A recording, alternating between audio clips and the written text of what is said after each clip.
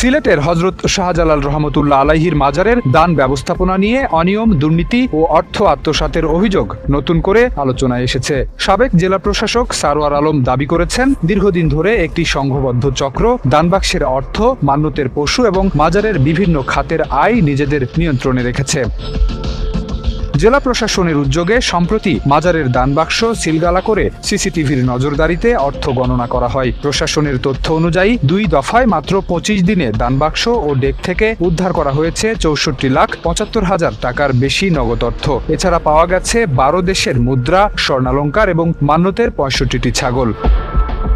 সাবেক জেলা প্রশাসক সারোয়ার আলমের অভিযোগ, দানের একটি বড় অংশ দানবাক্সে না গিয়ে হাতে হাতে সংগ্রহ করা হয়। তার দাবি, ভক্তদের কেউ কেউ মাজারের জন্য সরাসরি সংশ্লিষ্ট ব্যক্তিদের কাছে অর্থ দিতে উৎসাহিত হন, ফলে দানবাক্সে প্রকৃত অঙ্কের তুলনায় কম অর্থ জমা পড়ে। তবে এসব অভিযোগের বিষয়ে এখনো আনুষ্ঠানিক তদন্ত শেষ হয়নি। এছাড়া পশু মান্যতের উদ্দেশ্যে মাজারে এসে কেউ কেরানি সামুন বা তার সহযোগীদের সহায়তা চাইলে নিয়ে যাওয়া হয় সামুনের গোয়াল ঘরে। সেখানে মূলত মান্যতের গরু ছাগল থাকে, যেগুলো আগে থেকেই ভক্তরা দান করেছেন। সেখান থেকেই বিক্রি করা হয় নতুন মান্যতের পশু। এভাবে একটি গরু বা ছাগল 7 বার পর্যন্ত বিক্রি করা হয়। এদিকে সিলেট মেট্রোপলিটন পুলিশের উপকমিশনার সাইফুল ইসলাম বলেছেন, দীর্ঘদিন ধরে দানবাক্সের অর্থের কোনো সুনির্দিষ্ট হিসাব সংরক্ষণের ব্যবস্থা ছিল না। স্বচ্ছতা নিশ্চিত করতেই দানবাক্স সিলগালা করে প্রকাশ্যে অর্থ গণনার উদ্যোগ নেওয়া হয়েছে।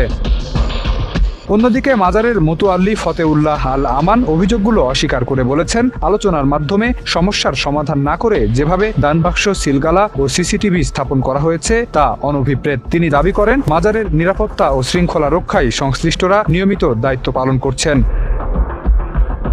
এদিকে দুর্নীতি দমন কমিশনের সিলেট সমন্বিত কার্যালয় জানিয়েছে, কমিশনের অনুমোদন পেলে বিষয়টি নিয়ে আনুষ্ঠানিক অনুসন্ধান শুরু করা হবে। একই সঙ্গে নবনিযুক্ত জেলা প্রশাসক আব্দুল্লাহ আল মামুন জানিয়েছেন, মাজারের অনিয়মের অভিযোগ খতিয়ে দেখতে একটি তদন্ত কমিটি গঠন করা হয়েছে।